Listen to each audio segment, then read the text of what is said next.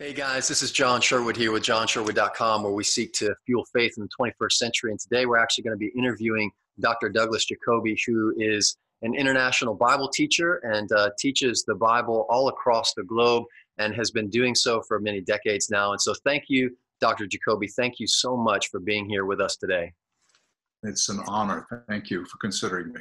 Of course. So today, actually, we're going to be able to jump into this concept of postmodernism a little bit. But before we do, I want to give a little bit of a background here with Dr. Jacoby and myself. I actually had the privilege of being able to study with Dr. Jacoby back in 2006 through 2008, go through one of his programs called the Athens Institute of Ministry. It's incredibly valuable and helpful to me and my faith and my leadership, and super grateful for that, along with other teachers there at the School of Ministry. But also, I have the privilege of being able to embark this year with many other ministers around the state of North Carolina to the Holy Lands, to be able to take a biblical tour with Dr. Jacoby and others, to be able to visit Israel. We're super excited about that. But Dr. Jacoby, do you prefer that I call you Douglas or Dr. Jacoby, or does it matter? Anything but Dr. Jacoby. Douglas is good. All right. Thank you so much. So, Douglas, tell us a little bit about sort of the origins of your international Bible teaching ministry and sort of how that's going. Maybe just give us a brief bio about that. Well, I became a Christian in college back in the 70s. And it didn't take long before I realized a lot of the questions I had about the world and about faith were the same questions others had. So from a very early period, I was kind of reading for my own satisfaction and curiosity, but also to help others. And moving to Europe a few years later thrust me into a largely unbelieving or agnostic kind of context. And I think all those years outside the US have continually reinforced the importance of knowing the answers to these questions and of Christian evidences. Yes. And I know obviously apologetics is a big focus of yours, as I know that you have debates as well about faith and about other world religions. And so tell us a little bit about this idea of postmodernism, right? As we get ready to kind of jump into that concept, why don't you define terms for me a little bit? What does postmodernism mean? What is postmodernism? I know that's a term that maybe is kind of popular in the media and people hear it, but what does it actually mean? Everyone hears it. It's hard to define. Because some people would say it's a philosophy, and that's where I will land. But others would say, no, it's not a philosophy. It's so disorganized. It's more of a mood or a preference, or maybe it's a movement. But to understand postmodernism, we have to understand what modernism is. And modernism is a worldview born out of the 1800s that things are getting better and better. Technology and science and medicine and just our general knowledge of everything will keep improving. And obviously that's not what happened in the 20th century. More than 200 million dead because of atheist ideologies and atheist warfare and so forth. A very disappointing century in so many ways. So postmodernism is saying we give up on putting our faith in what the authorities tell us. It's more like, everyone will have his or her own view of things. So truth becomes quite relativized. And so being born out of this modern worldview, this ideology of progression and the modern progress and how we're going to continue to get better and understand more and life is going to continue to improve. And then, of course, that kind of being shattered by these grand world wars on a global scale and all of these atrocities. And now this kind of breeds this sort of ambiguous philosophy, worldview, mood kind of a thing that we call postmodernism, where we're sort of rejecting perhaps this idea of linear progression and instead adopting this idea that truth is very relative. What's true for you is true for you. What's true for me is true for me. And in what ways do we see postmodernism across the globe, but especially here in the West? How do we see postmodernism and its ideologies or philosophies intersect with modern culture and our everyday lives, especially as Christians? How would someone recognize postmodernism in their daily life? Well, postmodernism itself is making a truth claim even while it denies the ultimate validity of truth claims. It's saying that no one has the truth. We should be especially suspicious of people who claim to have the truth, who are, say, historians or theologians, church leaders. So there's this extreme skepticism about truth claims, saying that, people can't really know. But of course, that itself is a truth claim. We could ask the postmodern, so am I supposed to believe what you're saying, or should I be equally skeptical of your claim that one guy's guess is as good as another? How do we recognize this? Well, probably in our world, we hear very frequently, for me, often more than once a day, people say, I'm not judging, or judge not, or don't be judgmental, and so forth. And of course, being judgmental, that's ugly. And I think you could make a good case biblically, that's not what Christians should do. But making a right judgment, not a hypocritical judgment, but drawing a correct conclusion from one or more premises, that's something that we're supposed to do. That just means being clear thinking. But that's one reason things are so muddled, because if you say judge not, you mean don't draw any conclusion? That's a little bit different than jumping to a conclusion. Right. Prejudice is bad, but are we saying we can't have any view, or everyone is correct? If everyone's correct, then so is the guy who says everyone isn't correct. And we end up in contradiction. Right. And it kind of is a hollow philosophy that does self-contradict and kind of ends up boiling down to nothing really of any coherence. And so for the average Christian, right, that isn't in the world of academia, they're going to their job, they're trying to live their life and be a loving person and take care of their family.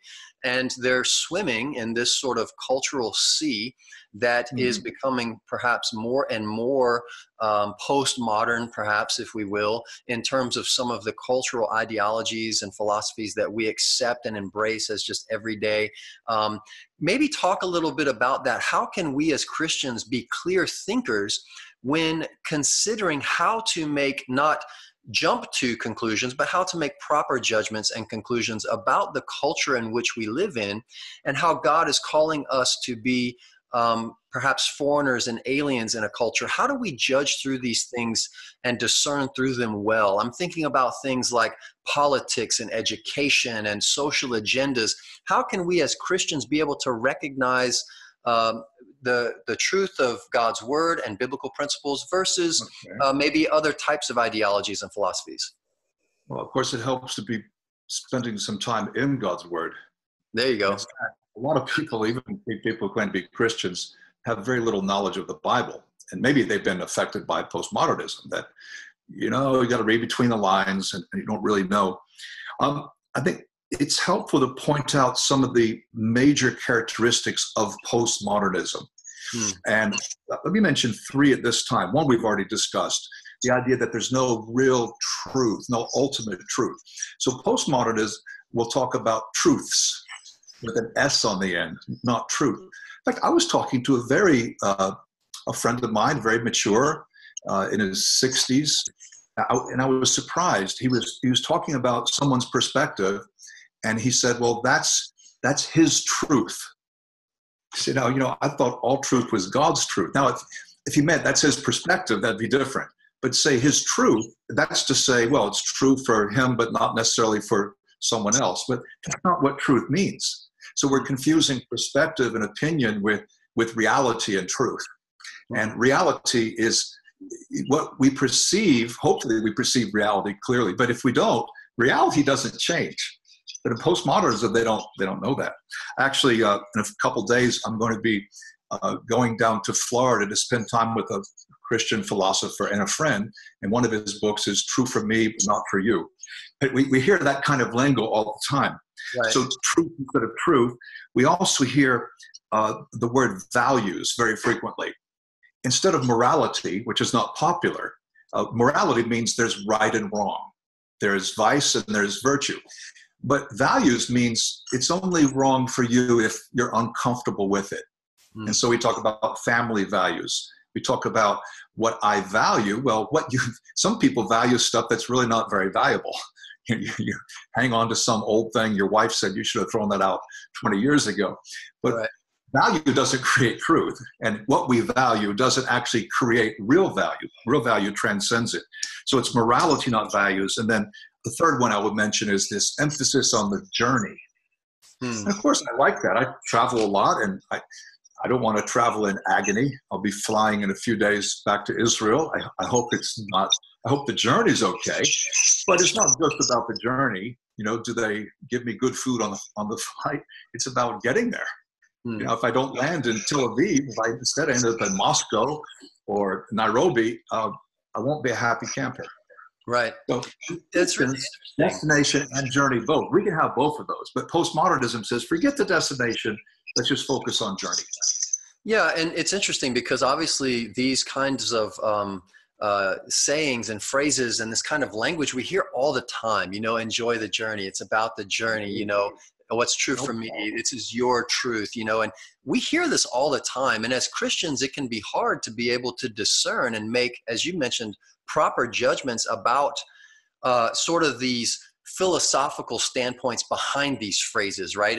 And maybe even like your friend, that you were kind of shocked that we even start to use these phrases and maybe embrace and swallow these ideologies behind them without even recognizing it, right? To where now truth does become a bit more relative and it's not actually what that word technically means, or we are so focused on the journey, quote unquote, that we forget about the destination, even as Christians, right? That Paul talked a lot about this idea that, you know, this journey was really temporary and it really was about this ultimate destination, you know, forgetting what's behind. I'm straining towards what's ahead.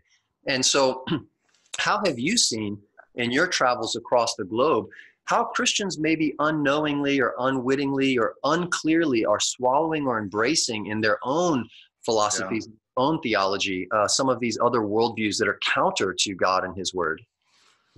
There's one thing that comes to mind very quickly. It has to do with tolerance. And you mentioned other worldviews, and then you mentioned travel, because I've been to so many countries, most of the countries of the world. We're in a world with diversity, with pluralism. There are lots of different viewpoints and worldviews. And even I notice a lot of Christians are a bit more tentative about the truth of the gospel. So it's not that they don't believe you need the gospel to be saved, but they wonder, well, does the Hindu need it as much, especially if he's a good Hindu, or she's a God-fearing Muslim, or this guy's a very compassionate Buddhist? And so we get derailed. But this is a fundamental misunderstanding about truth. Truth is exclusive by nature. 2 + 2 is not 7. And it's irrelevant what you think. If you don't know that it's 4, you're just wrong. And we become hesitant to make truth claims. And I think it was Muggeridge said, we're a generation who are too modest to even believe in the multiplication table, because maybe someone had a different view of what this times that is. Anyway, I see this misunderstanding of tolerance. Tolerance does not mean everyone's okay or all ideas are equal. No, tolerance means I'm willing to accept somebody and deal with them graciously, even if I think he's wrong. So for true tolerance, you have to think the other guy's wrong. If you think he's right, what is there to tolerate?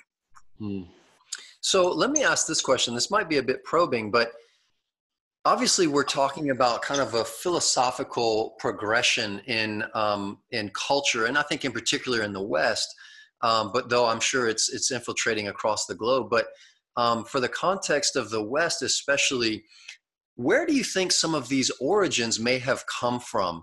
And the question that I'm asking as I'm thinking about it is, do you think there could be a correlation between the intolerance, perceived or real, from the historic Christian worldview in the West?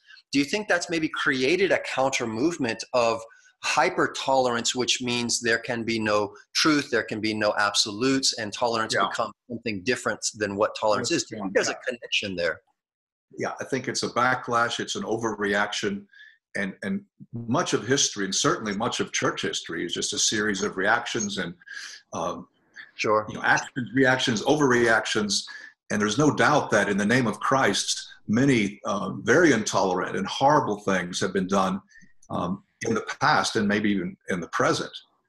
As Christians, we need to be aware of that and own that, because we like to think, well, if I lived back then, I wouldn't have bought it. But really? Right. I don't know that.